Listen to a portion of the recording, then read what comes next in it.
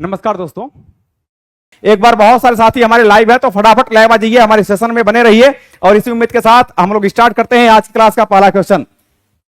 चलिए हम लोग देखते हैं कि त और द का उच्चारण स्थान के आधार पर इसको क्या कहेंगे। भाई त और द, इसको उच्चारण स्थल, स्थल नहीं होना चाहिए था, उच्चारण स्थान होना चाहिए था यहां पर।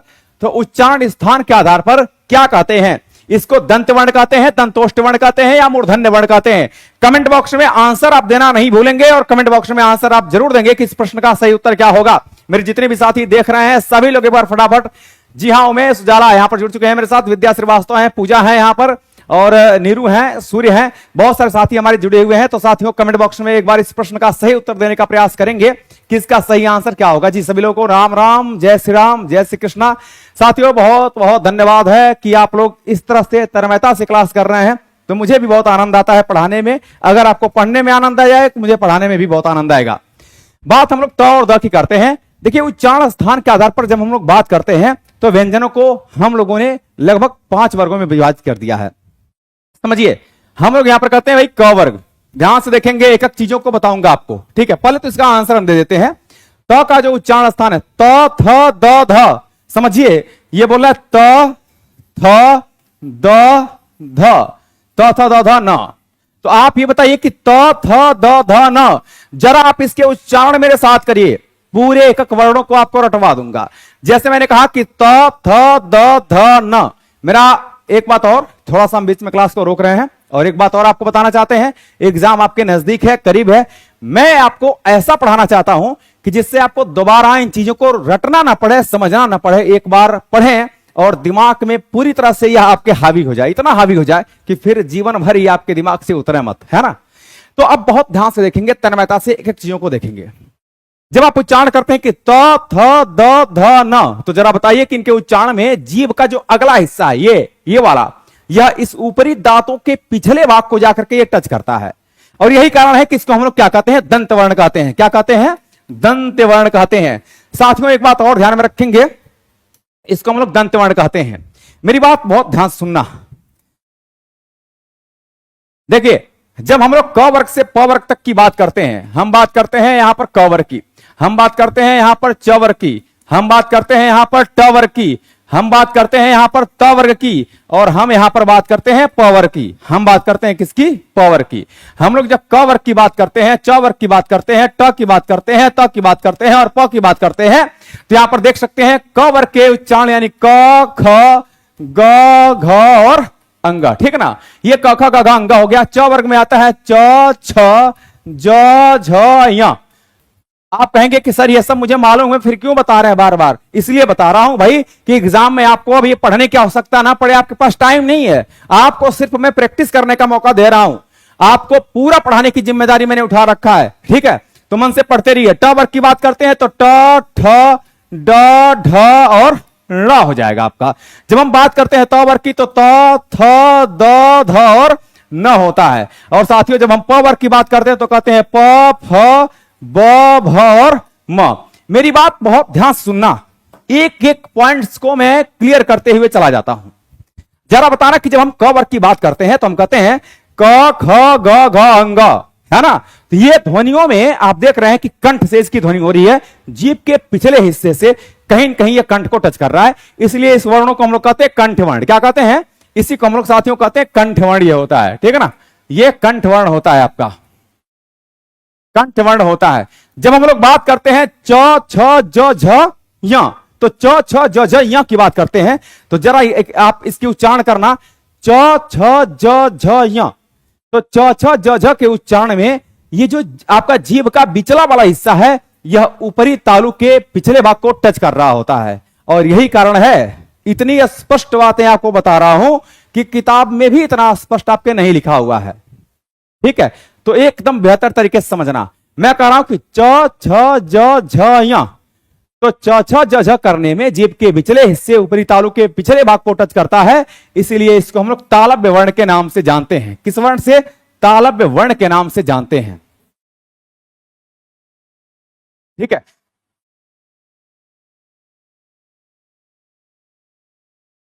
तालव्य वर्ण के नाम से इसको जानते हैं। जब हम ट ठ की बात करते हैं तो जरा मेरे साथ ट ठ बोलिए, ट ठ ड ढ ढ। तो ट ठ बोलने में जीभ आपका ऐसे मुड़ करके ऊपरी तालु के अगले भाग को टच करता है, इसीलिए इसको हम लोग मूर्धन्य वर्ण कहते हैं। क्या कहते हैं? इसी को मूर्धन्य वर्ण के नाम से जानते हैं। मेरे साथियों, त की बात करते हैं तो जरा बोलिए कि त थ द ध न। तो त थ द ध न बोलने में जीभ का अगला हिस्सा ऊपरी तालु के पिछले भाग को टच करता है, इसलिए इसको हम लोग दंत वर्ण के नाम से जानते हैं। दंत वर्ण इसी को कहा जाता है। और मेरे साथियों, जब हम प वर्ग की बात करते हैं तो हम कहते हैं प फ ब भ म। तो ये आपके जो दोनों फाटक हैं ना ऊपर के, ये वाला और ये वाला, ये दोनों आपके सट रहे हैं, यानी दोनों ओठ सट रहे हैं, इसीलिए हम लोग इसको ओष्ठ वर्ण के नाम से जानते हैं। अब मैं आपको छोटी सी बात और बताने जा रहा हूं, मेरे साथियों बहुत ध्यान से देखना है। हम बात करते हैं कि य र ल और व की। य र ल व जो होता है इसको हम लोग अंतस्थ वर्ण के नाम से जानते हैं। किस वर्ण के नाम से? तो अंतःस्थ वर्ण के नाम से इसी को जानते हैं। हम लोग जब बात करते हैं स, इसको बोलते हैं तालव्य स। स इसको पढ़ते हैं फिर स, और इसको पढ़ते हैं फिर स।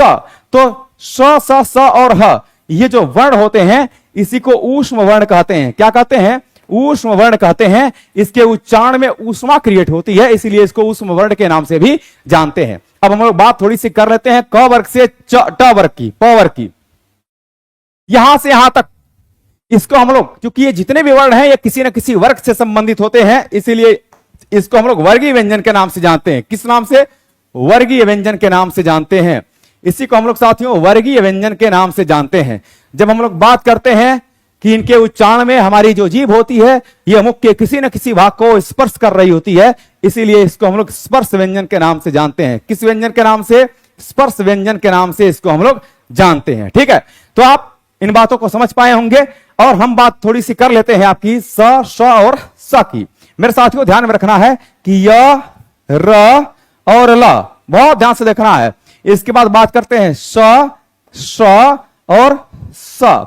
तो आप देख पाएंगे कि यहां पर ये जो दोनों वर्ण हैं इनका उच्चारण तालुस होता है, इसलिए इसको तालव्य वर्ण कहते हैं। क्या कहते हैं? तालव्य वर्ण कहते हैं। जब हम बात र और श की करते हैं तो इसी को हम लोग मूर्धन्य वर्ण कहते हैं। क्या कहते हैं? मूर्धन्य वर्ण कहते हैं। ठीक है, और जब हम लोग बात करते हैं ल और स की तो इसी को हम लोग दंत वर्ण के नाम से जानते हैं। दंत वर्ण के नाम से जानते हैं। उम्मीद करता हूं कि इतनी बातें आप समझ पा रहे होंगे। आगे बढ़ते हैं नेक्स्ट क्वेश्चन की तरफ। अगला क्वेश्चन कह रहा है कि परिवर्तन और परिवार में उपसर्ग कौन सा है? देखिए, परिवर्तन और परिवार, इसमें अगर उपसर्ग की बात करेगा तो उपसर्ग यहां पर क्या हो जाएगा? परि हो जाएगा। ठीक है, परि, यहां पर प्र नहीं होगा, तो परि उपसर्ग का प्रयोग किया गया है। ऑप्शन नंबर आपका भी पहला वाला करेक्ट हो जाएगा। बोलिए दूसरे का ए ऑप्शन कितने साथियों के सही हैं? कितने लोगों के ए ऑप्शन करेक्ट हैं? जरा कमेंट बॉक्स में आंसर बताइए सभी लोग। जी हाँ, बिल्कुल सही आंसर है आप लोगों का। आगे बढ़ते हैं दोस्तों, क्वेश्चन नंबर हम लोग 3 की बात करते हैं। बहुत ही आनंद आता है कि जब आप लोग सही आंसर देते हैं, मजा आ जाता है ये देख करके। ठीक है, एक बार वीडियो को शेयर करना जरूर ना भूलिए और बेहतर तरीके से पढ़िए। एक दिन की क्लास आपको छूटनी नहीं चाहिए। करे पुस्तक मेज पर है, इस वाक्य में कौन सा कारक है? ठीक है, तो पुस्तक मेज पर है। आपको पता है कि अगर में और पर विभक्ति का प्रयोग कर दिया गया, कभी भी में और पर विभक्ति का प्रयोग कर दिया गया है तो आप कहेंगे अधिकरण कारक हो जाएगा। कौन सा कारण? अधिकरण कारक हो जाएगा। संबंध कारक की बात करते हैं। अच्छा, थोड़ी सी हम लोग कारक की बात ही कर लेते हैं। आइए देखते हैं कि कारक के कितने भेद होते हैं। बहुत ही एकदम ग्राफ से पढ़ाऊंगा और ध्यान में रखना है कि बहुत जल्द ही हम YouTube पर आपके पूरी हिंदी साहित्य को लेकर के आऊंगा। पूरी ग्राफ से पढ़ाने का प्रयास हम करेंगे दोस्तों। पूरी तरह से आपके दिमाग पर छा जाएगा। 4.0 से पहले इतने क्वेश्चन से अवगत करा दूंगा, इतनी थ्योरी से अवगत करा दूंगा कि एग्जाम बैठने के बाद एग्जाम भी एक बार सोचेगा कि कैसे अब हम जो है आपसे बचकर निकले। कारक की बात करते हैं तो कारक 8 प्रकार के होते हैं, ये बात आप जानते ही हैं। ठीक है, पहला होता है आपका कर्ता कारक। पहला होता है कर्ता कारक। थोड़ी सी मैं चर्चा ऐसे कर देता हूं। यह रहा आपका कारक, बहुत ध्यान से देखिए। ये रहा कारक। कारक के कुल मिलाकर के कितने भेद होते हैं? 8 भेद होते हैं। इन 8 भेदों में जो पहला भेद होता है वो होता है कर्ता कारक। पहला होता है साथियों कर्ता कारक। ठीक है, दूसरा जो भेद होता है ये होता है आपका कर्म कारक। दूसरा क्या होता है? कर्म कारक होता है। तीसरा जो होता है वो होता है आपका कर्ण कारक। देखते हुए चले जाइए, कर्ण कारक। चौथा होता है आपका कौन सा? संप्रदान कारक। क्या होता है? संप्रदान कारक होता है। संप्रदान कारक होता है। पांचवा जो कारक होता है वो होता है आपका अपादान कारक। क्या होगा? अपादान कारक हो जाएगा। छठा कारक होता है आपका संबंध कारक। क्या होता है? संबंध कारक होता है। सुनते हुए चले जाइए, बस कुछ नहीं करना है, इतना आपको रटवा दूंगा, सोचना नहीं पड़ेगा। सातवां होता है आपका अधिकरण कारक। क्या होता है? अधिकरण कारक होता है। और आठवें कारक की जब बात करते हैं तो मेरे साथियों, आठवां जो कारक होता है इसका नाम होता है संबोधन कारक। क्या होता है? संबोधन कारक। ठीक, आइए हम लोग इनकी विभक्तियों को देखते हैं और इनके वाक्य प्रयोगों को जानने का प्रयास करेंगे। प्रयागराज की धरती से सर जी को प्रणाम, बहुत बहुत धन्यवाद सर जी। पहली बार मेरे मोबाइल पर आपके क्लास का नोटिफिकेशन आया है, रानी सिंह का नहीं है। बहुत बहुत धन्यवाद, थैंक यू वेरी मच। तो साथियों यहां पर देख लीजिए, देखिए हमारी टेक्निकल टीम कहीं न कहीं आपको नोटिफिकेशन भेजने का प्रयास करती है, बहुत तन्मयता से लगी भी रहती है। उन लोगों को दिल से सलाम है जो टेक्निकल टीम में काम करते हैं। तो काफी प्रयास वो लोग भी करते हैं, मिस्टेक सबसे होता है, कोई दिक्कत नहीं है, हर कोई इंसान ही है। तो उन लोगों को भी कहीं न कहीं आप लोग हमेशा धन्यवाद देते रहिएगा। यहां पर हम लोग आगे बढ़ते हैं, कर्ता कारक की बात करते हैं। कर्ता कारक की जो विभक्ति होती है या ने होती है, ठीक है। कर्म कारक की मेरे साथियों जो विभक्ति होती है या को होती है। कर्ण कारक की विभक्ति जो होती है या से होती है अथवा के द्वारा होती है। क्या होती है? के द्वारा अथवा से होती है। और ध्यान में रखना है कि के द्वारा और से, ये जो से है यह साधन के रूप में होता है। किस रूप में होता है? आप कहेंगे कि साधन के रूप में होता है। हम जब बात करते हैं संप्रदान कारक की, तो संप्रदान कारक की विभक्ति होती है के लिए या वास्ते। के लिए या वास्ते होता है। हम जब बात करते हैं अपादान कारक की, तो अपादान कारक की विभक्ति होती है से। और यह से का प्रयोग कितनी दशाओं में होता है, मैं आपको इसकी चर्चा करना पसंद करता हूं। पहला तो यह से का प्रयोग अलगाव की दशा में होता है, ठीक है। अलगाव की दशा में इस से का प्रयोग होता है। दूसरा होता है आपका तुलना की दशा में। क्या होता है? तुलना की दशा में। साथियों बहुत सारे हमने क्लासेस को देखा है, बहुत सारी चीजों को देखा है, और भी दशा दूर के लिए, पास के लिए, तमाम चीजों के लिए अपादान कारक की बात की गई है। लेकिन दो ही दशाओं से क्वेश्चन समय से पूछे जाते हैं, अलगाव और तुलना, और इन्हीं में सब कुछ आ जाता है, सोचना नहीं है। ये जो अलगाव और तुलना है ना, जैसे दूर की बात करेगा तो दूर का मतलब क्या हुआ? अलगाव ही तो होगा। तो अलगाव और तुलना की बात करेगा। अब मैं आपको बता दूं कि अलगाव की बात क्या है।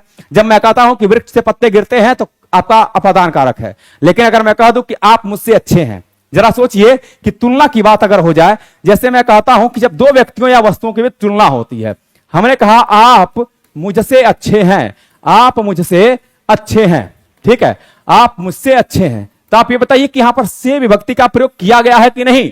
अगर से विभक्ति का प्रयोग किया गया है तो इसका अर्थ है कि मुझसे में अपादान कारक का प्रयोग होगा या फिर कर्ण कारक होगा। आप कहेंगे कि भाई तुलना की बात है, आपसे मैं तुलना कर रहा हूं अपनी, तो आप मुझसे अच्छे हैं, यहां पर अपादान कारक का प्रयोग हो जाएगा। तो यह ध्यान में रखना है कि तुलना की दशा में कौन सा कारक होता है मेरे साथियों? अपादान कारक का प्रयोग होता है। संबंध की बात करते हैं तो संबंध कारक का जो पहचान होता है वो होता है का के की नाने नी और फिर होता है आपका रा रे री, ठीक है, रा रे री। हम जब बात करते हैं अधिकरण कारक की, तो अधिकरण कारक का पहचान होता है में और पर, ठीक है। और यहां पर संबोधन कारक की बात करते हैं तो संबोधन कारक की जो पहचान होता है वो होता है हे, अरे, हा, है ना, ये सब आपका हो जाता है, ठीक है। इसको एक बार स्क्रीनशॉट ले लीजिए और आगे बढ़ते हैं फिर इसके साथ ही। बहुत बहुत धन्यवाद दीपा कुमारी, आप लोग पढ़ते रहिए, मैं आपके साथ इसी तरह से लगा रहूंगा। और सोच लीजिए कि हमारे कहीं न कहीं जो कोचिंग के संस्थापक हैं या जो डायरेक्टर हैं, ये आपके साथ हमेशा मन से लगे रहते हैं, हमेशा हम लोगों को प्रेरित भी करते रहते हैं कि कम से कम बच्चों के लिए कुछ करिए। और कहीं न कहीं हम लोगों को उनकी प्रेरणा बहुत मिलती है ना। उनकी प्रेरणा से जो भी कुछ हो पाता है आपके लिए पूरी तन्मयता से करने का प्रयास कर रहा हूं। और उन्होंने स्ट्रिक्टली इस समय आदेश दे रखा है ना। सोचिए कि उन्होंने स्ट्रिक्टली इस समय आदेश दे रखा है कि भाई इस समय एग्जाम करीब है और कुछ भी छात्रों के साथ अनैतिक व्यवहार नहीं होना चाहिए। मतलब आप लोग जितना जोर लगाना है उतना लगा लीजिए, उतना पढ़ा लीजिए, ठीक है ना। तो उनको भी हम दिल से सैल्यूट करते हैं कि इतना कम से कम प्रेरित करते रहते हैं इन चीजों के लिए। तो कहीं कहीं मैं नवीन सर को भी इसके लिए बहुत बहुत धन्यवाद देता हूं। चलिए, और साथ ही साथ आप लोगों को सैल्यूट भी करता हूं कि जो आप लोग इतनी तन्मयता से इसमें पढ़ाई कर रहे हैं। हम बात कर रहे हैं यहां पर साथियों अगले क्वेश्चन की। कार्य के नीचे दिए गए शब्द के गुणवाचक विशेषण के प्रकार कौन से हैं? ये कह रहा भाई गुणवाचक विशेषण के प्रकार कौन से हैं। पहला कार्य कि अच्छा, ये बोल क्या रहा है भाई? अच्छा, गुणवाचक विशेषण के प्रकार देखिए। गुणवाचक विशेषण की जब बात करते हैं तो गुणवाचक विशेषण आपका लगभग 6 प्रकार का होता है। वो और भी होता है, बहुत सारे प्रकार होते हैं, लेकिन मुख्य रूप से 6 माने जाते हैं। अच्छा हुआ, दानी हुआ, न्यायी हुआ, कृपालु हुआ। जरा ये सोचना, सुनिए, बहुत ध्यान से सुनिए, एक एक चीजों को सुनिए यार।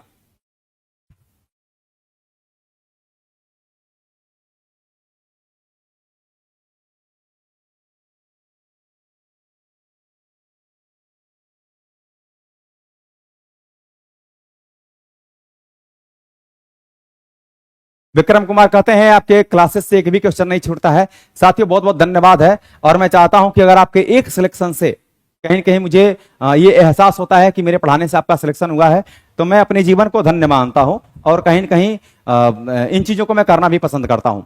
साथ में यहां पर कहेंगे आप कि कौन सा आंसर होगा। ए वाले आंसर और बी वाले आंसर आ रहे हैं। देखिए, आकार बोधक तो यार हो ही नहीं सकता।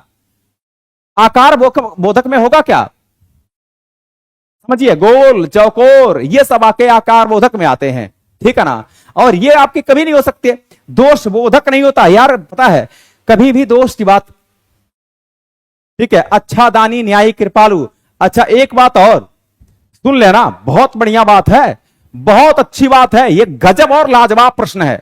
अगर इस प्रश्न का मुझे कोई आंसर देता है, ठीक है, अगर मेरे दोस्तों इस प्रश्न का कोई भी आंसर देता है तो मैं उसको सैल्यूट करूंगा, मैं उसको सैल्यूट करूंगा अगर इस प्रश्न का कोई आंसर देता है तो, ठीक है। पुष्पा सिंह, इनका चौथे का ई उत्तर आ रहा है और मेरे बहुत सारे साथियों के उत्तर ई आ रहे हैं। इसीलिए मैं कह रहा हूं कि एकदम क्लेरिफाई करके आपको बताने जा रहा हूं, एकदम क्लेरिफाई करते हुए आपको इसकी चर्चा करूंगा। देखो यार, गंध बोधक तो हो नहीं सकता। बहुत हर्ष हो रहा है इस क्वेश्चन को देख करके, यानी मजेदार क्वेश्चन है, ठीक है ना। कहते हैं ना कि अगर दुश्मन तगड़ा हो तो मारने का मजा ही कुछ अलग होता है। आंसर आपके आना शुरू हो गया है और बहुत लोगों के भी आंसर आ रहा है, दोष बोधक। मेरे साथियों, एक गुणवाचक विशेषण में समझिए, यहां पर मैं चर्चा कर देता हूं। गुणवाचक विशेषण जो होता है ना, जो गुणवाचक विशेषण होता है, इस गुणवाचक विशेषण में एक विशेषण होता है, बहुत सारे होते हैं, जैसे आपका रंग बोधक हुआ, है ना, रंग बोधक हुआ, आकार बोधक हुआ, आकार बोधक हुआ, सुनते जाइए, दशा बोधक हुआ, दशा बोधक हुआ, ठीक है। इसके बाद आता है आपका गुण बोधक हुआ, गुण बोधक हुआ, इसमें भी गुण बोधक होता है।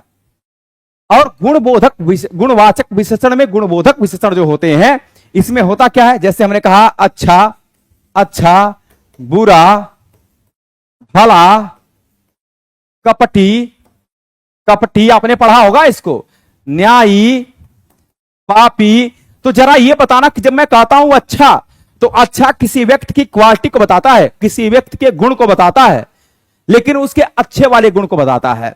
लेकिन क्या कभी बुरा जो है उसके अच्छे गुण को प्रदर्शित करता है? यह भी एक प्रकार का गुण है। बुरा क्या है? एक प्रकार का गुण है, लेकिन वह उसका क्या है? एक बैड गुण है, वो अच्छा गुण नहीं माना जाता है।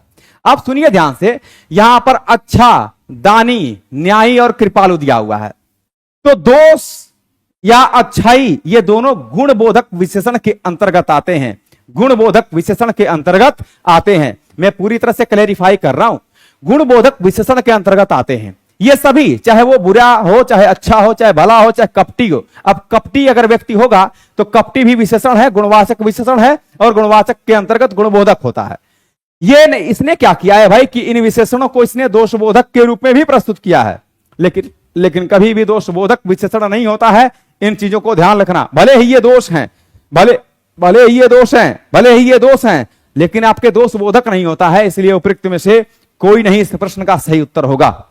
इस प्रश्न का जो सही उत्तर होगा वो क्या हो जाएगा? इनमें से कोई नहीं। आगे बढ़ते हैं नेक्स्ट क्वेश्चन की तरफ। बहुत ही लाजवाब और बहुत ही प्यारा क्वेश्चन था, सोचने के लिए विवश कर सकता था।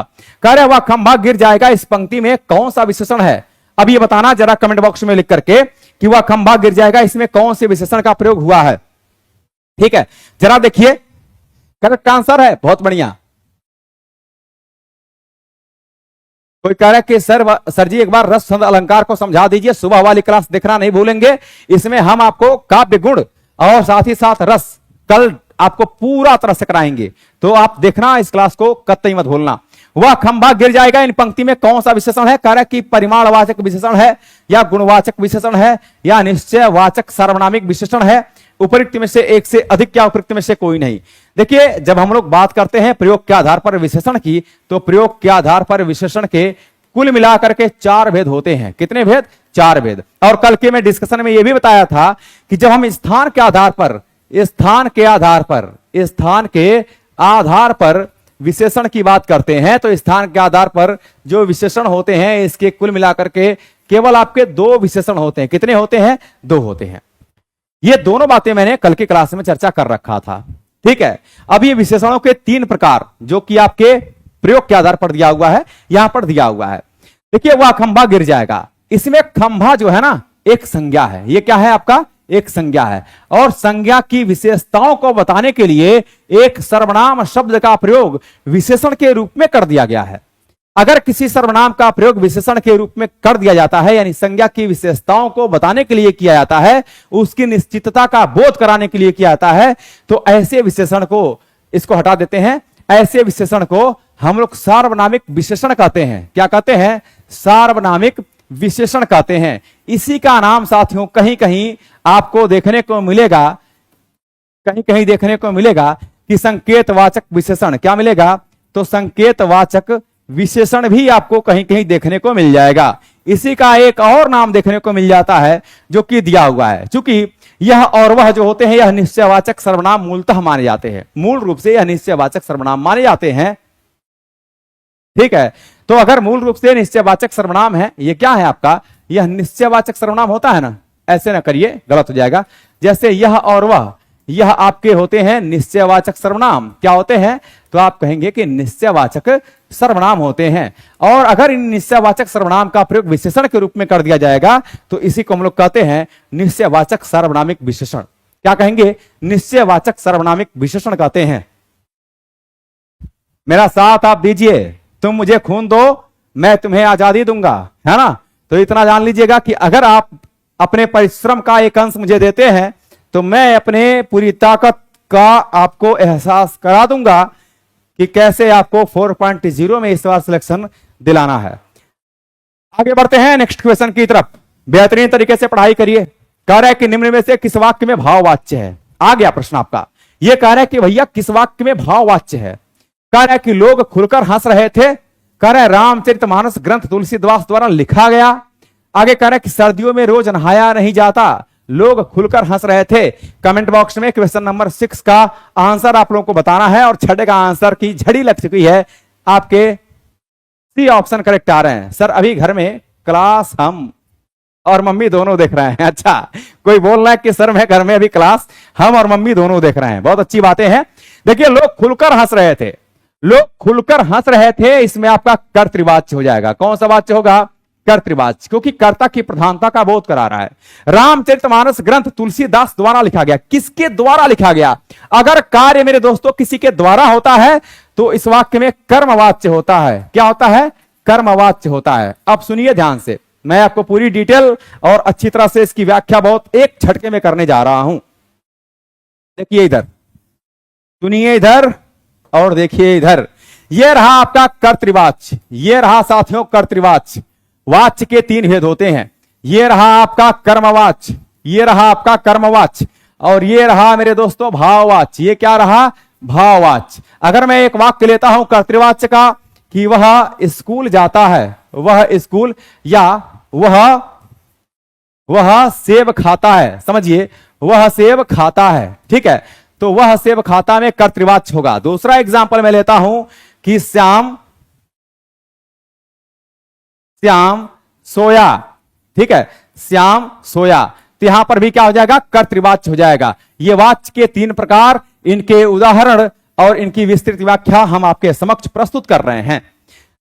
दूसरा, यहां पर पहला एग्जांपल कर्मवाच्य का मैं ले लेता हूं कि सेब खाया गया। मैंने कहा सेब खाया गया। देख लीजिए, सेब खाया गया। ठीक है, मैंने कहा दूसरा एग्जांपल कि राम के द्वारा पढ़ा गया। राम के द्वारा पढ़ा गया। और तीसरा एग्जांपल मैं ले लेता हूं कि मुझसे पढ़ा नहीं जाता। मुझसे पढ़ा नहीं जाता, यह भी आपके कर्मवाच्य में आता है। भाववाच्य की बात करते हैं तो यही वाक्य अगर मैं कह दूं कि मुझसे चला नहीं जाता, मुझसे चला नहीं जाता, ठीक है, मुझसे चला नहीं जाता। साथियों, दो वाक्य यहां पर लिखा हूं, एकदम दूध का दूध और पानी का पानी करने जा रहा हूं और एक ही झटके में हम आपको पूरे वाक्य को समझाने का प्रयास कर रहा हूं। अगर कभी भी क्रिया का प्रभाव कर्ता पर पड़ता है, जैसे कहना नहीं कि वह सेब खाता है, वह सेब खाता है, तो सेब खाने का कार्य कौन कर रहा है? वह कर रहा है। मैं कहता हूं श्याम सोया, तो श्याम सोया, तो श्याम क्या हो जाएगा? आपका कर्ता हो जाएगा, और सोने का कार्य कौन कर रहा है? कर्ता कर रहा है। मेरे साथियों, एक बात हमेशा याद कर लेना है, आपको ध्यान रखना है कि अगर कार्य को कर्ता कर रहा है तो यहां पर कर्तृवाच्य हो जाएगा, और यह जो वाच्य होता है, खाता क्या है? आपका एक सकर्मक क्रिया है, और सोया क्या है? एक अकर्मक क्रिया है। ये क्या है? अकर्मक क्रिया है, और ये आपका खाना क्या हुआ? सकर्मक क्रिया है। तो मेरे साथियों, एक बात और निकल के आ गई कि कर्तृवाच्य जो होता है यह सकर्मक प्लस अकर्मक, ध्यान में रखना है, सकर्मक प्लस अकर्मक, इन दोनों क्रियाओं से बनता है। जब हम बात यहां पर कर्मवाच्य की करते हैं तो कर्मवाच्य में जो कर्ता होता है यह एक करण के रूप में यानी साधन के रूप में मौजूद होता है। अगर करण के रूप में कोई चीज मौजूद होगा तो करण कारक की विभक्ति से अथवा के द्वारा होती है। जैसे मैंने कहा कि सेब खाया गया, तो सेब किसी के द्वारा खाया गया है कि नहीं है? किसी के द्वारा खाया गया, किसी के द्वारा यह सेब खाया गया है। मैंने कहा राम के द्वारा पढ़ा गया, तो राम के द्वारा पढ़ा गया है, तो आप ये बताइए कि पढ़ने का काम राम ने नहीं किया है, बल्कि राम के द्वारा कोई चीज पढ़ा गया है। यानी मान लीजिए कि पढ़ना क्या है? एक सकर्मक क्रिया है। क्या है? सकर्मक क्रिया है। और ध्यान में रखेंगे कि खाना भी एक सकर्मक क्रिया है। आपका कहेंगे कि पढ़ना भी एक सकर्मक क्रिया है। तो अगर काम को करने वाला वाक्य में करण के रूप में मौजूद होगा, वाक्य में से विभक्ति लगा है, करण के रूप में मौजूद होगा, साधन के रूप में मौजूद हो जाता है, तो यहां पर कर्मवाच्य होता है। और ध्यान में रखना है कि इस वाक्य में और इस वाक्य में आपको ऐसा लग रहा होगा कि कोई फर्क नहीं है, लेकिन जमीन और आसमान के फर्क हैं। आप कहेंगे कि सर ये तो आपने गलत लिखा है, मैं आज तक ये पढ़ा हूं कि मुझसे पढ़ा नहीं जाता में भाववाच्य होगा, मुझसे चला नहीं जाता में भाववाच्य होगा। लेकिन मेरे साथियों, ध्यान रखना है कि इस वाक्य में हमेशा कर्मवाच्य है। कौन सा वाच्य है? कर्मवाच्य है। और इसमें जो आप सोच रहे हैं कि भाववाच्य है, तो आप बिल्कुल सही सोच रहे हैं, क्योंकि इसमें आपका भाववाच्य ही होगा। आप कहेंगे ऐसे कैसे? सेंटेंस तो दोनों एक ही जैसे लग रहे हैं। ऐसा नहीं है। देखिए, चलना जो क्रिया है यह एक अकर्मक क्रिया है। कैसी क्रिया है? अकर्मक क्रिया है। लेकिन पढ़ना क्रिया कैसी है आपकी? तो आप कहेंगे कि साथियों सकर्मक क्रिया है। और जो कर्मवाच्य होता है यह केवल सकर्मक क्रियाओं से ही बनता है ना? तो आप ध्यान में रखेंगे कि यह केवल सकर्मक क्रिया से बनता है, और भाववाच्य का निर्माण केवल अकर्मक क्रिया से होता है। किससे होता है? केवल अकर्मक क्रिया से होता है। तो अब यह बताना कि चलना अकर्मक क्रिया है ना, इसीलिए इस वाक्य में भाववाच्य हुआ है, और पढ़ना आपकी सकर्मक क्रिया है। यही कारण है कि यहां पर भाववाच्य ना होकर के बल्कि कर्मवाच्य हो गया है। ये सारी बातें मैं आपको बहुत डिटेल बता चुका हूं, और क्लास में लड़का अगर मेरे बैठा हुआ है तो इतना तो तय है कि उसको कभी वाच्य भूलता नहीं होगा, किसी चीज की कभी टेंशन नहीं होती होगी, बेहतर तरीके से पढ़ता होगा वो, ठीक है ना? तो आप याद करेंगे साथियों कि बेहतर तरीके से पढ़िए, मनोयोग के साथ पढ़िए, एक बार पढ़िए और जीवन में मत भूलिए, ऐसा आप कहिए। आजकल वह दिल्ली में रहता है, इस वाक्य में आजकल किस प्रकार का क्रिया विशेषण है? यह कालवाचक की बात कर रहा है, स्थानवाचक की बात कर रहा है, परिमाणवाचक की बात कर रहा है, उपयुक्त में से एक से अधिक या उपयुक्त में से कोई नहीं? आपको बताना है कि इस क्वेश्चन का सही उत्तर क्या होगा। चलिए कमेंट बॉक्स में आंसर बताइए। देखिए, आजकल की बात कर रहा है तो आजकल जो होगा यह कालवाचक क्रिया विशेषण हो जाएगा। थोड़ा सा क्लासेस को हम लोग फास्ट करेंगे, बहुत ज्यादा टाइम नहीं है अपने पास, ठीक है ना? आज थोड़ा सा लेट हुआ है क्लास, लेकिन कल हम लोग एकदम 8:10 पर एक्यूरेट स्टार्ट कर देंगे। कह रहा है अपना उद्देश्य पूर्ण होने पर संतुष्ट ऐसे वाक्यों के लिए इनमें से कौन सा शब्द उपयुक्त है? ठीक है, ये कह रहा है कृतज्ञ होगा, आभारी होगा, कृतार्थ। इसको कहते हैं कृतार्थ। क्या कहते हैं? अपना उद्देश्य पूर्ण होने पर संतुष्ट हो जाता है व्यक्ति, इसको कृतार्थ कहते हैं। और कृतज्ञ जो दूसरे के उपकारों को मानता है, जो दूसरे के उपकारों को मानता है, क्या होता है? जो दूसरे के उपकार को मानता है, उपकार को मानता है, उसको हम लोग क्या कहते हैं, कृतज्ञ कहते हैं। आगे बढ़ते हैं हम लोग नेक्स्ट क्वेश्चन की तरफ। करें जो व्यक्ति विदेश में रहता हो, इसके लिए एक शब्द क्या होगा, अनिवार्य होगा, अशक्य होगा या अप्रवासी होगा। इस प्रश्न का जो सही उत्तर होगा वह विकल्प संख्या सी होगा। करेक्ट आंसर क्या हो जाएंगे, विकल्प संख्या सी आपका सही उत्तर हो जाएगा।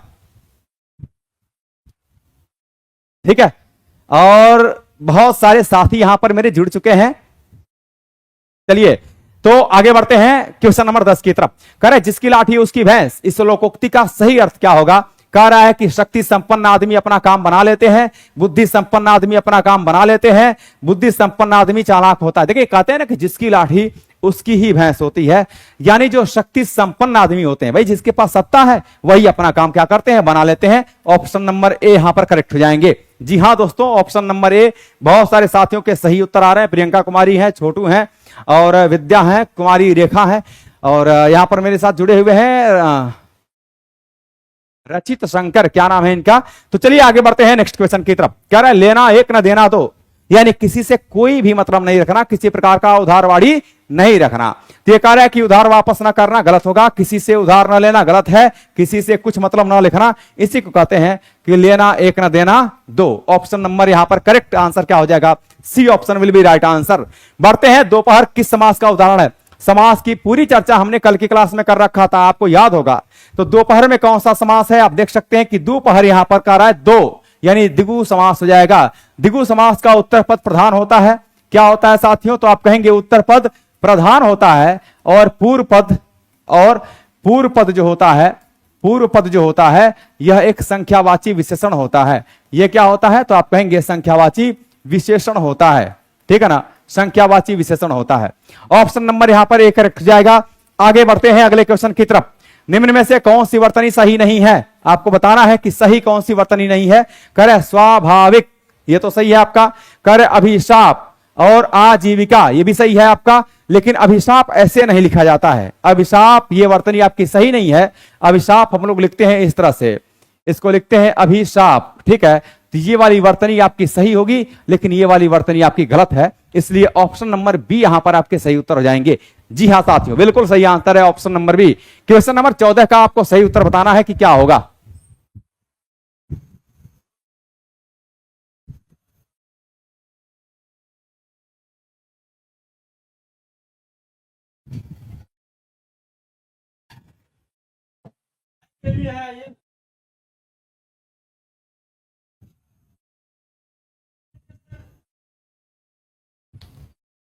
चलिए बोलिए, सही उत्तर बताइए आप लोग।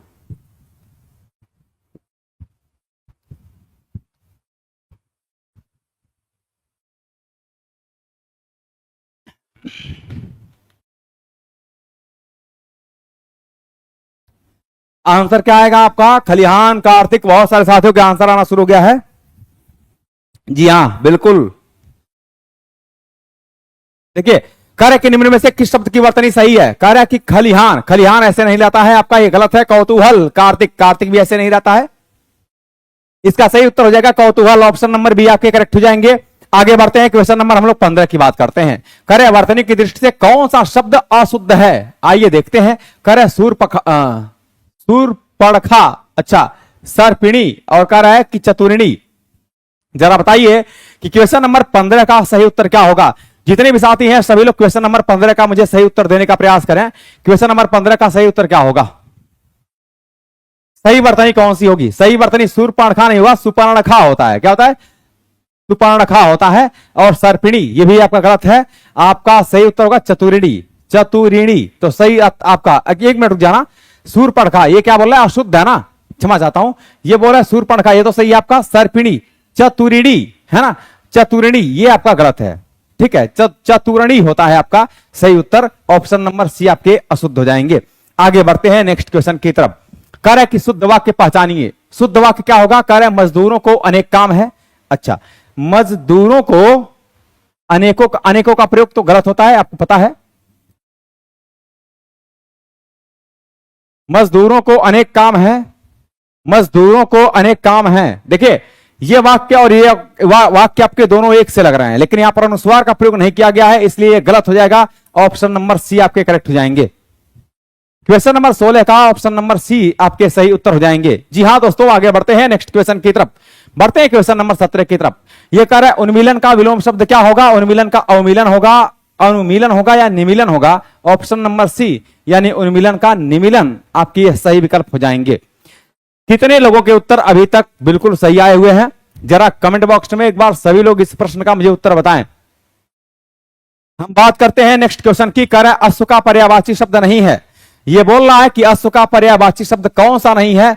पहला कह रहा है या वैशाख नंदन या सैंधव। देखिए है और सैंधव ये दोनों आपके अश्व के पर्यायवाची शब्द होते हैं, ठीक है, घोड़ा इसको कहते हैं। लेकिन आप देख पा रहे हैं कि वैशाख नंदन जो होता है, गर्दभ जो होता है, गदहा जो होता है, वैशाख नंदन होता है, यह गदहा का पर्यायवाची होता है। किसका होता है? गदहा का पर्यायवाची शब्द होता है, जिसको वैशाख नंदन कहते हैं, गर्दभ कहते हैं। इसी को हम लोग चक्रीवान भी बोलते हैं। क्या कहते हैं? गर्दभ को ही एक नाम है आपका इसका चक्रीवान, ठीक है, ये भी ध्यान में रखेंगे। तो ऑप्शन नंबर बी अश्व का पर्यायवाची शब्द नहीं है। आगे बढ़ते हैं। इनमें से कौन सा शब्द तद्भव शब्द है? कमेंट बॉक्स में एक बार सभी लोगों के उत्तर की प्रतीक्षा करूंगा कि आप लोग क्वेश्चन नंबर 19 का सही विकल्प दीजिए। यहां पर कह रहा है कि तद्भव क्या है आपका? पतन है, पत्ता है या पक्षी है? आपको बताना है कि तद्भव शब्द कौन सा होगा। कमेंट बॉक्स में एक बार सभी लोग इस प्रश्न का मुझे सही उत्तर दें कि तद्भव शब्द कौन सा होगा। 19 का बी आंसर आना शुरू हो गया है, पत्ता। और आपको पता है कि पर्ण जो होता है, जो पर्ण शब्द है, यह एक तत्सम शब्द माना जाता है और यह जो शब्द है एक तद्भव शब्द माना जाता है। जी हां दोस्तों, बिल्कुल सही आंसर है। पक्षी का जो तद्भव होता है यह होता है पंक्षी। क्या होता है? पंक्षी, ठीक है। तो अजगर करे न चाकरी, पंक्षी करे न काम, दास मलुका कह गए सबके दाताराम। यह कार्य कैमास वध किस ग्रंथ की प्रमुख घटना है? अब हम लोग साहित्य के क्वेश्चंस पर आते हैं और साहित्य के क्वेश्चंस की चर्चा हम लोग करना शुरू करेंगे। साथियों, आपकी कैमास वध की जो रचना है यह पृथ्वीराज रासो में दी गई है। किसमें? पृथ्वीराज रासो में दी गई है। जब बात हम लोग पृथ्वीराज रासो की करते हैं तो इसके रचनाकार हैं चंदबरदाई। कौन है? चंदबरदाई हैं, ठीक है, बहुत ध्यान से देखेंगे, चंदबरदाई हैं। पृथ्वीराज रासो जो है यह एक श्रृंगार, ऐसे लिखिए, वीर रस तथा श्रृंगार रस ये दोनों रस इसमें पाए जाते हैं। वीर रस और श्रृंगार ये दोनों रस पृथ्वीराज रासो में पाए जाते हैं। पृथ्वीराज रासो की जब हम साथियों बात करते हैं तो इसमें कुल मिलाकर के 69 सर्गों का प्रयोग किया गया है। कितने सर्ग हैं? 69 सर्ग का प्रयोग किया गया है इसमें। इसीलिए इसको हम लोग महाकाव्य की श्रेणी में मानते हैं। क्या मानते हैं? महाकाव्य मानते हैं। आपको पता होगा कि इसमें 68 प्रकार के छंदों का प्रयोग किया गया है।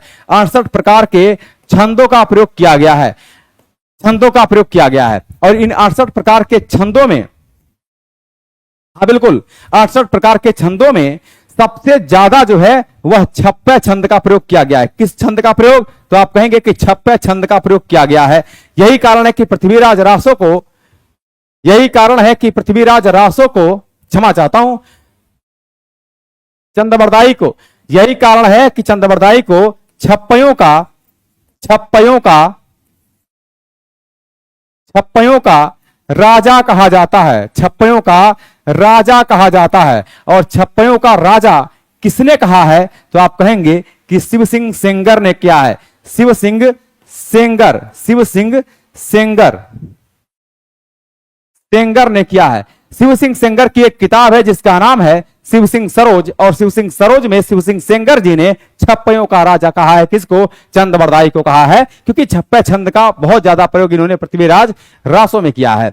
हम बात करते हैं विसल देव रासो की। तो विसल देव रासो के रचनाकार हैं नरपति नाल। कौन है? नरपति नाल जी हैं। और आपको बताना है कि परमार रासो के रचनाकार कौन है? मैं बता ही देता हूं, वैसे जगनिक हैं। कौन है? जगनिक है। आगे बढ़ते हैं नेक्स्ट क्वेश्चन की तरफ। बताइए मजा आ रहा है कि नहीं आ रहा है? पढ़ने में आपको एंजॉय आ रहा है, मजा आ रहा है कि नहीं उमेश? हाँ, छप्पयों का राजा शिव सिंह सेंगर ने कहा है। एक बार रिंकू कुमारी, आरती कुमारी हैं, बहुत सारे साथी जुड़े हुए हैं, आशा कुमारी हैं और बहुत सारे लोग, मोहम्मद साकिर एकदम मन से पढ़ना बच्चा, इस बार सिलेक्शन हो ही जाए। और जितने भी मेरे साथी हैं जिनका मैं कमेंट्स नहीं भी पढ़ पाता हूं, प्लीज आप लोगों से एक ही रिक्वेस्ट है कि तन्मयता के साथ लग जाइए, पढ़ लीजिए। हमको आप 1 रुपए देंगे नहीं और ना मैं आपसे उम्मीद करता हूं, लेकिन बस इतना ही कहूंगा कि अगर आप सिलेक्ट हो जाएंगे और एक बार मुझे फोन करके इतना बताएंगे कि सर मेरा सिलेक्शन हुआ है, तो शायद मुझे बहुत ज्यादा खुशी मिलेगी। बस इतना ही आपसे हमारा जो है रिश्ता है। हम ये कहते हैं कि निम्न में से कौन सी रचना अपभ्रंश के प्रभाव से मुक्त हिंदी की रचना मानी जाती है? ये कह रहा है राहुल वेड़ है, या विसल देव रासो है, या हम्बीर रासो है। कमेंट बॉक्स में या उपयुक्त में से एक से अधिक, या उपयुक्त में से कोई नहीं। चलिए एक बार सभी लोग क्वेश्चन नंबर 21 का सही उत्तर बताएंगे कमेंट बॉक्स में कि इसका सही आंसर क्या होगा। जी हाँ, बिल्कुल सही आंसर है, आप लोगों के आना शुरू हो गया है। विसल देव रासो आंसर आपका आ रहा है, विसल देव रासो। राहुल वेल जो है यह प्रथम शीलांकित कृति मानी जाती है। ठीक है, प्रथम शीलांकित कृति है, प्रथम शीलांकित कृति मानी जाती है, प्रथम शीलांकित कृति है। शीलांकित कृति किसको मानते हैं? राहुल वेल को मानते हैं। और यह रोड़ा कवि की रचना है। किसका है? तो आप कहेंगे साथियों कि रोड़ा कवि की रचना मानी जाती है। हम्बीर रासो क्वेश्चन मार्क आपको लगा दिया हूं कि किसकी रचना मानी जाती है। कमेंट बॉक्स में आपको इस प्रश्न का उत्तर देना है। कर रहा है पृथ्वीराज रासो। एक मिनट यहां पर आप ध्यान में रखना है कि एक बार स्क्रीनशॉट्स ले लीजिए। बहुत बढ़िया है, आप लोग बहुत तन्मयता से जुड़े हुए हैं।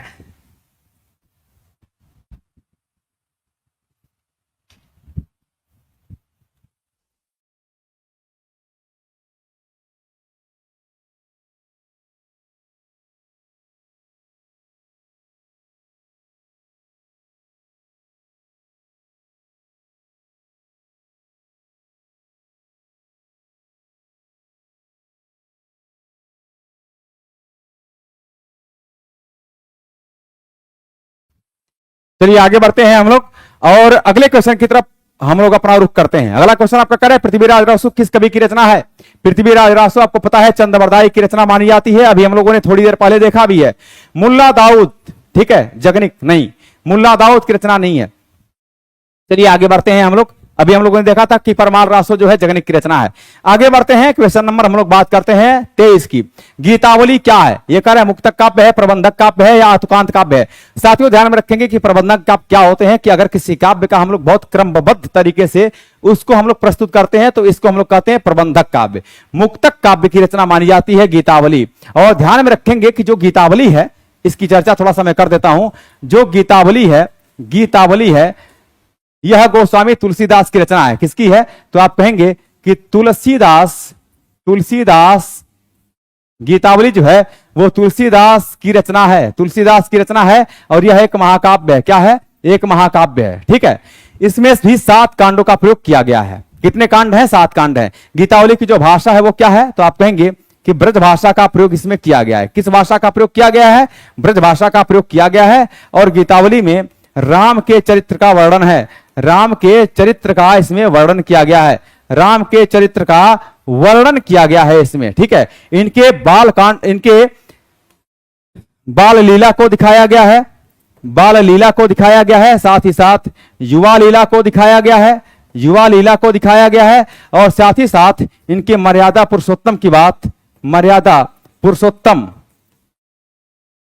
वाले चरित्र को भी इसमें प्रस्तुत किया गया है। इसके बाद हम बात करते हैं गीतावली की। तो ध्यान में रखेंगे कि यह एक गीत काव्य है। यानी गीत काव्य का मतलब हुआ कि इसको हम लोग गा करके भी प्रस्तुत कर सकते हैं। आगे बढ़ते हैं हम लोग अगले क्वेश्चन की तरफ। इतनी बातें समझ में आया?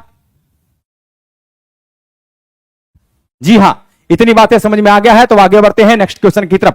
करे गौड़ी संप्रदाय के प्रवर्तक आचार्य कौन माने जाते हैं? वल्लभाचार्य हैं, मध्वाचार्य हैं, या चैतन्य महाप्रभु हैं? कमेंट बॉक्स में आंसर बताना है इसका कि सही उत्तर क्या होगा। वल्लभाचार्य, गौड़ी संप्रदाय के प्रवर्तक आचार्य कौन है?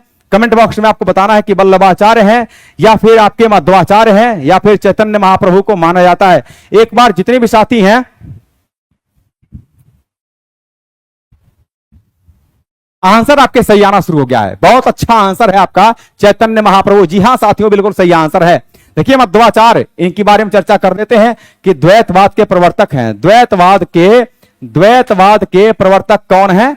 प्रवर्तक कौन है? तो आप जान लीजिएगा कि मध्वाचार्य को माना जाता है।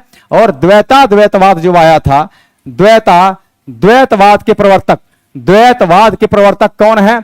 द्वैतवाद के प्रवर्तक कौन है? प्रवर्तक कौन है? तो आप जान लीजिएगा कि वल्लभाचार्य जी को माना जाता है।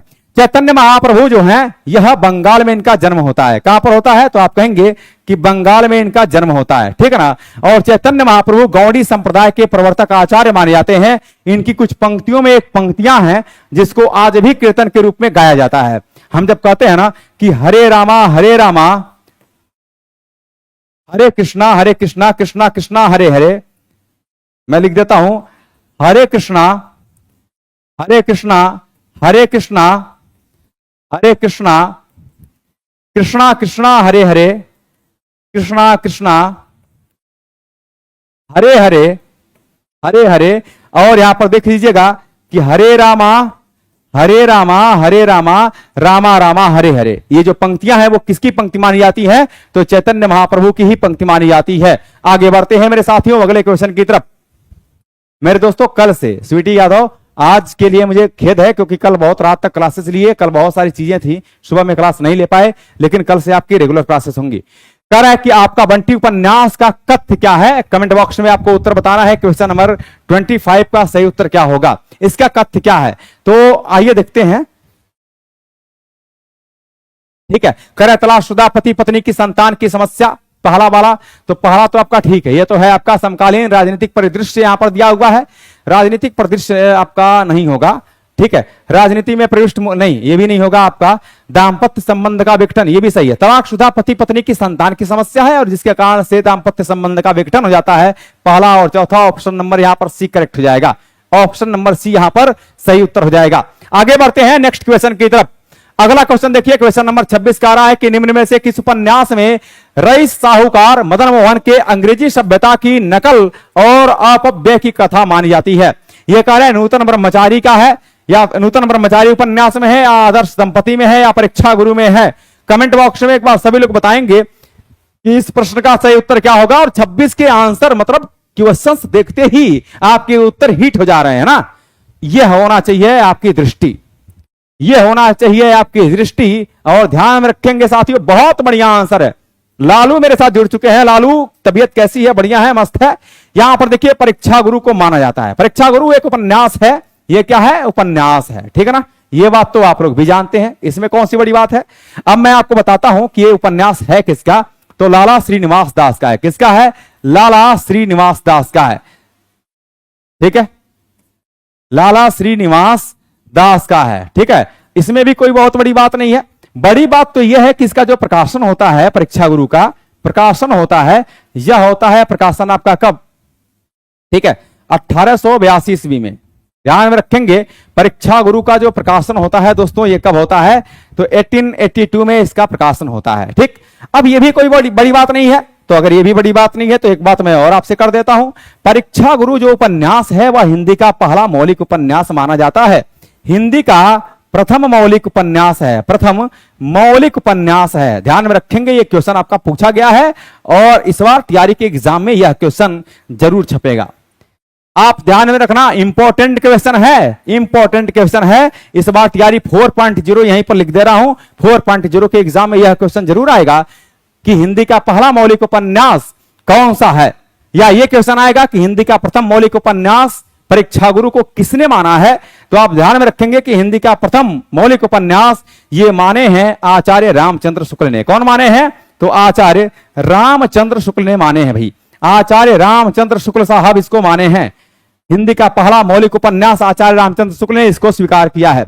नूतन ब्रह्मचारी की हम लोग बात करते हैं तो ध्यान में रखेंगे, नूतन ब्रह्मचारी बालकृष्ण भट्ट का उपन्यास है। किसका है? तो बालकृष्ण भट्ट का, ठीक है।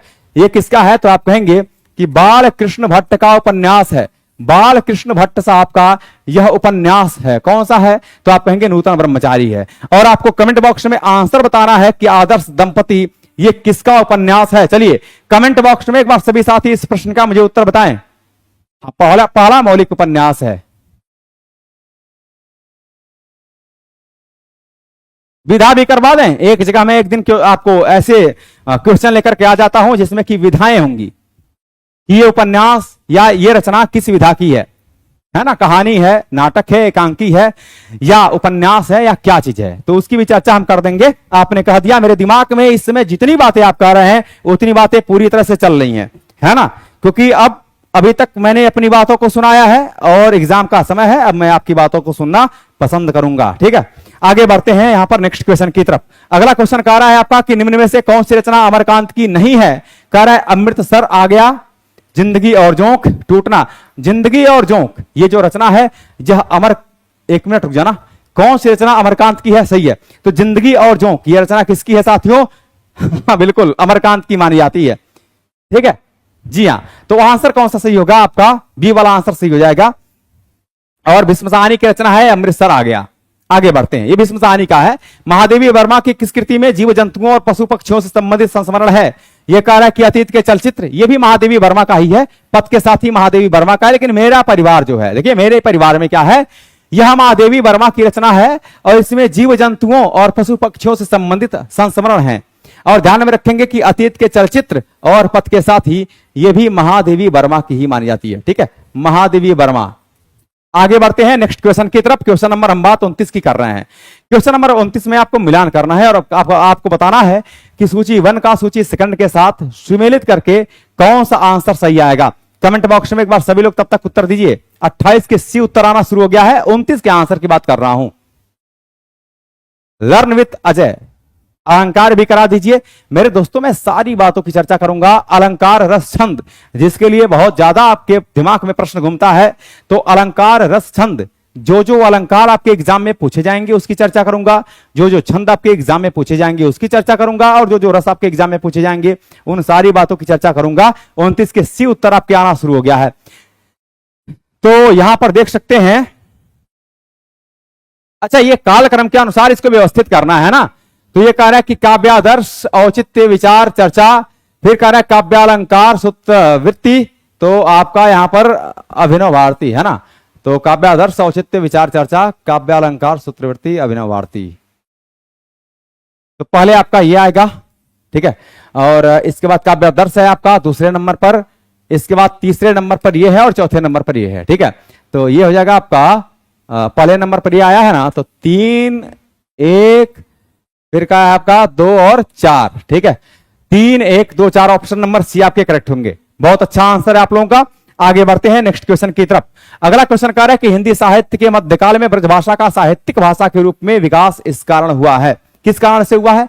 कह रहा है कि ब्रज क्षेत्र ही उस समय शासन सत्ता का एकमात्र केंद्र था। कह रहा है उस समय की सभी भाषाओं से ब्रजभाषा ही सबसे अधिक संबद्ध थी। कह रहा है ब्रजेत्तर क्षेत्र के भाषा भाषियों ने भी इसे अपने सृजन का माध्यम बनाया। उपयुक्त में से एक से अधिक या उपयुक्त में से कोई नहीं। इस प्रश्न का सही उत्तर क्या होगा? एक बार कमेंट बॉक्स में मेरे सभी साथी उत्तर देंगे कि इसका सही आंसर क्या होगा। चलिए 30वें का बी उत्तर, मतलब क्वेश्चन मिला, आंसर आपका आया। मेरे दोस्तों अगर इसी बात के लिए, मतलब जिस तरह से आप लोग आंसर दे रहे हैं, अगर ऐसा आंसर आप लोगों ने एग्जाम में दिया तो समझ लेना कि सिलेक्शन से आपके किसी की ताकत नहीं है रोक देगा।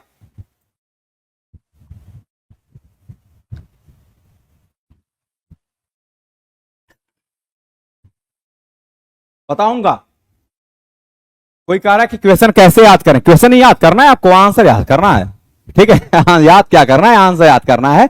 और आंसर कैसे याद करना है, कैसे पढ़ना है, स्ट्रेटजी क्या होगी, हम कैसे आपको पढ़ाना पसंद करेंगे, इन सारी बातों की चर्चा हम आपको सैटरडे को करने वाले हैं, ठीक है। तो यहां पर आप देख सकते हैं कि इसका सही उत्तर क्या होगा भाई, थोड़ा सा हम लोग देख लेते हैं। ब्रज क्षेत्र ही उस समय शासन सत्ता का एकमात्र केंद्र था। उस समय की सभी भाषाओं से ब्रजभाषा ही सबसे अधिक संबद्ध थी। आगे कह रहा है कि ब्रजेत्तर क्षेत्र के भाषा भाषियों ने भी इसे अपने सृजन का माध्यम बनाया। यही आपका सही हो जाएगा, क्योंकि जब माध्यम बनाया तो यही कारण भी था कि मध्यकाल में ब्रजभाषा का साहित्यिक भाषा के रूप में विकास हो गया।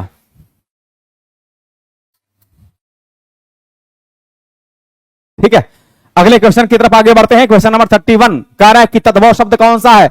जरा बताइए कमेंट बॉक्स में कि तद्भव शब्द कौन सा है। दुर्लभ, दूध और धान्य। तो देखिए दूध जो होता है ये तद्भव शब्द है, ठीक है ना। बाकी सभी शब्द आपके दुर्लभ हुआ, धान्य हुआ, ये आपके तत्सम शब्द माने जाते हैं।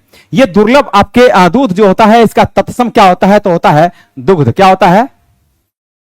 दुग्ध होता है, और दुग्ध का दूध होता है, ठीक है ना। आगे बढ़ते हैं नेक्स्ट क्वेश्चन की तरफ। एक आसान सा प्रश्न का समापन हुआ। कह रहे बाण का पर्यायवाची क्या होगा? है होगा, उर्वी होगा या आशु का? देखिए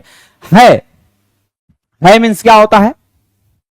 बाण का पर्यायवाची क्या होता है? कमेंट बॉक्स में आंसर बताइए। क्वेश्चन नंबर 31 का, ठीक है। क्वेश्चन नंबर 32 के आपके सी उत्तर आना शुरू हो गया है। कोई कह रहा है आसग होगा। आंसर बताइए सभी लोग, इस प्रश्न का सही आंसर क्या होगा भाई? बाढ़, जिसको हम लोग सरासन तान बस अवसर यही है, फिर घड़ी और मिलने को नहीं है, विसिक को ही गले के पार कर दे, अभी ही शत्रु का संहार कर दे। तो बाण के एक पर्यायवाची और जान लीजिएगा कि विसिक भी कहते हैं, इसको क्या कहते हैं, विसिक भी कहते हैं, ठीक है ना। विसिक मींस भी बाण होता है। आगे बढ़ते हैं नेक्स्ट क्वेश्चन की तरफ। कह रहे कि निम्न विकल्पों में से संकेतवाचक वाक्य का सही विकल्प क्या होगा। देखिए संकेतवाचक वाक्य की बात करते हैं। कह रहे राम जाकर पढ़ाई करो, भगवान तुम्हें लंबी उम्र दें, दीपक का घर उधर है। देखिए जब हम कहते हैं कि भगवान तुम्हें लंबी उम्र दें, तो यह इच्छावाचक वाक्य होता है। क्या होता है, इसको बोलते हैं इच्छावाचक वाक्य। मतलब आप जब जिसमें इच्छाओं को व्यक्त करते हैं, जिसमें ईश्वर से आशीष की बात की जाती है, शुभकामनाओं की बात की जाती है, वहां पर इच्छावाचक वाक्य होते हैं। राम जाकर पढ़ाई करो, जहां पर आदेश दिया जाता है, यह आपका आज्ञावाचक वाक्य होता है। क्या होता है, आप कहेंगे आज्ञावाचक वाक्य होता है। कैसा वाक्य होता है दोस्तों, आज्ञावाचक वाक्य होता है। हम जब बात साथियों करते हैं कि दीपक का घर उधर है, दीपक का घर क्या है, उधर है, तो हम संकेत की बात करते हैं। और जहां संकेत की बात होती है, यहां पर संकेतवाचक वाक्य हो जाता है। कैसा वाक्य होता है, संकेतवाचक वाक्य हो जाता है। संकेतवाचक वाक्य हो जाता है। संकेतवाचक वाक्य के बारे में एक बात और जान लीजिएगा कि अगर, ध्यान में रखेंगे, अगर और तो शब्दों का प्रयोग भी देखने को मिलता है। अगर वर्षा होती है तो फसल अच्छी होगी, अगर वर्षा होगी तो फसल अच्छी होगी। अगर और तो शब्द से शुरू होता है, इसे भी हम लोग संकेतवाचक वाक्य ही कहते हैं। ऑप्शन नंबर आपके सी करेक्ट हो जाएंगे। साथियों एक बात और मैं आपको चर्चा यहीं पर कर देता हूं। जब हम लोग वाक्य की बात करते हैं, जब हम लोग वाक्य की बात करते हैं, तो वाक्य के रचना के आधार पर यह पूछा जाता है, इसलिए मैं चर्चा कर देता हूं। रचना के आधार पर वाक्य, पहला आता है आपका रचना के आधार पर वाक्य, और दूसरा आता है आपका अर्थ के आधार पर वाक्य। ठीक है, अर्थ के आधार पर वाक्य, अर्थ के आधार पर वाक्य। साथियों ध्यान में रखेंगे कि रचना के आधार पर जो वाक्य होते हैं, ये आपके होते हैं 3 प्रकार के, है ना। और अर्थ के आधार पर वाक्य जो होते हैं, यह 8 प्रकार के होते हैं। इनकी चर्चा मैंने कर रखा है, एक बार इसको पूरी तरह से देख लीजिएगा। आगे बढ़ते हैं नेक्स्ट क्वेश्चन की तरफ। अगला क्वेश्चन है आपका कि किसी अहमग्रस्त छात्र की विशेषता के रूप में नहीं माना जा सकता। यह शिक्षण शास्त्र का क्वेश्चन है, और आपको पता है कि आपके स्टेट के एग्जाम में शिक्षण शास्त्र से भी क्वेश्चंस रखे जाते हैं। तो इसको आप देखेंगे कि इसका सही आंसर क्या होगा। ये क्या कह रहा है आपका कि किसी अहमग्रस्त, अहम का ग्रस्त का मतलब होता है कि जिसके अंदर अहंकार की भावनाएं कूट करके भर चुकी है, निकल ही नहीं रही है, तो अहंकार से ग्रस्त है। अहमग्रस्त छात्र की विशेषता के रूप में नहीं माना जा सकता। कह रहे किसी छात्र किसी पुरस्कार की इच्छा द्वारा अनुप्रेरित होता है, तो इसको तो माना जा सकता है, कोई दिक्कत नहीं। छात्र अपने आकांक्षा स्तर को अपने आत्म संप्रत्यय के अनुसार निर्धारित करता है। लक्ष्य की प्राप्ति है तो छात्र अपेक्षित तल्लीनता प्रदर्शित करता है।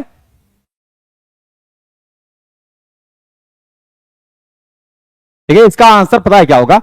किसी छात्र किसी पुरस्कार की इच्छा द्वारा अनुप्रेरित होता है। छात्र अपने आकांक्षा स्तर को अपने आत्म संप्रत्यय के द्वारा अनुसार निर्धारित करता है, और लक्ष्य की प्राप्ति है तो छात्र अपेक्षित तल्लीनता प्रदर्शित। यहां पर सही आंसर होगा उपयुक्त में से कोई नहीं। ठीक है, यहां पर सही आंसर हो जाएगा उपयुक्त में से कोई नहीं। आगे बढ़ते हैं, क्वेश्चन नंबर हम लोग 35 की बात करते हैं। यहां पर देखिए एक आपका जो क्लोज पैसेज टाइप का दिया हुआ है, और यहां पर आपको भरना है। कह रहा है कि को सबल बनाने के लिए हमें नियमित करना चाहिए, सुंदर के लिए हमें खेलना, दौड़ना, चलना, कूदना और चाहिए, अतएव हम सभी को विद्यालयों में होने वाले में भाग लेना चाहिए। आइए देखते हैं क्या कह रहा है। कह रहा है हृदय, शरीर और परिवार। तो आइए देखते हैं। कह रहा है हृदय, शरीर और परिवार, तो आपको कहेंगे कि शरीर, यही नहीं कह रहा है भाई, परिवार को नहीं, हृदय को नहीं, शरीर को सबल बनाने के लिए हमें नियमित क्या करना चाहिए भाई, व्यायाम करना चाहिए। स्वाभाविक सी बात है। दूसरे वाले क्वेश्चन में देख लेते हैं, हमें व्यायाम करना चाहिए, ए वाले ऑप्शन में दे रखा है, ठीक है ना। तो हमें, अच्छा यहां वाले में क्या हो जाएगा,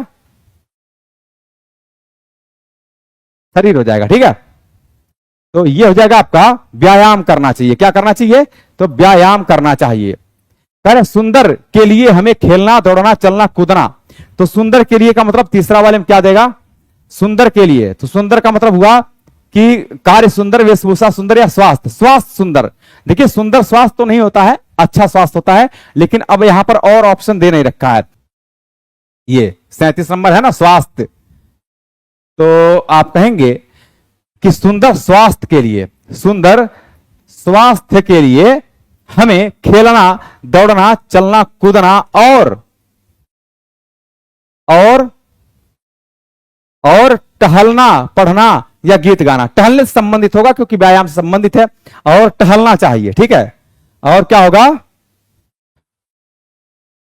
कूदना और टहलना, ठीक है, टहलना चाहिए। अतएव हम सभी को विद्यालयों में होने वाले में भाग लेना चाहिए। स्वाभाविक सी बात है कि प्रतियोगिता की बात कर रहा होगा, तो विद्यालयों में होने वाले, लास्ट वाला देख लेते हैं, विद्यालयों में होने वाले खेलों, मजाक, कसरत, विद्यालयों में होने वाले खेलों, है ना, विद्यालय में क्या होते हैं? खेल कूद होते हैं। तो विद्यालयों में होने वाले खेलों में क्या करना चाहिए? आपको भाग लेना चाहिए। आगे बढ़ते हैं। करें, रामधारी सिंह दिनकर का जन्म किस जिले में हुआ था? आपको पता है कि रामधारी सिंह दिनकर का जन्म बिहार के बेगूसराय जिले में हुआ था। और रामधारी सिंह दिनकर को अधैर्य का कवि कहा जाता है। क्या कहते हैं हम लोग इसको? अधैर्य का कवि कहा जाता है। अधैर्य का कवि, है ना। तो रामधारी सिंह दिनकर को अधैर्य का कवि कहा जाता है। क्यों कहा जाता है? क्योंकि रामधारी सिंह दिनकर की जो कृतियां हैं, इसमें क्रांति की भावना है, इसमें युद्ध की भावना मिलती है, और इसमें राष्ट्र के प्रति कूट कूट करके प्रेम की भावना मिलती है ना। तो इसीलिए इनको अधैर्य का कवि कहा जाता है। अच्छा, एक बार कमेंट बॉक्स में आप ये भी लिख करके बताना कि अधैर्य का कवि इनको किसने कहा है। चलिए, सभी लोग कमेंट बॉक्स में लिख करके बताइए कि अधैर्य का कवि किसने कहा है। रामधारी सिंह दिनकर को अधैर्य का कवि किसने कहा है? एक बार सभी लोग कमेंट बॉक्स में इस प्रश्न का मुझे सही उत्तर देने का प्रयास करेंगे। और आपके क्वेश्चंस मुझे लगता है कि यहीं से एंडिंग भी हो गया, है ना। तो क्वेश्चन नंबर 40 आपका समाप्त हो चुका है। तो साथियों, आज की क्लास में आपको कैसा लगा कमेंट बॉक्स में जरूर लिख करके बताइएगा। और हम लोग डेली 8:10 से क्लासेस को शुरू करेंगे, 9:05 पर क्लासेस को समाप्त करेंगे। आज की क्लास में हम लोगों ने सेट संख्या 104 के हिंदी के 40 महत्वपूर्ण प्रश्नों की विस्तृत व्याख्या को देखा है। तो मैं पूरी तरह से आपके साथ श्रद्धा के साथ लगा हुआ हूं, पूरी तन्मयता से लगा हुआ हूं। बस एक ही आपसे निवेदन है, बार बार है, क्लास के अंत में मैं हमेशा बोलूंगा कि सब कुछ छोड़ करके, दुनियादारी छोड़ करके पढ़ाई में अपने आप को पूरी तरह से समर्पित कर दीजिए। वक्त बहुत कम है, 2 महीना ऐसा समय होगा जो आने वाले आपके 200 साल तक अगली पीढ़ी को भी सुरक्षित रख सकता है। तो आज के लिए इतना ही। बहुत बहुत धन्यवाद। Thank you very much.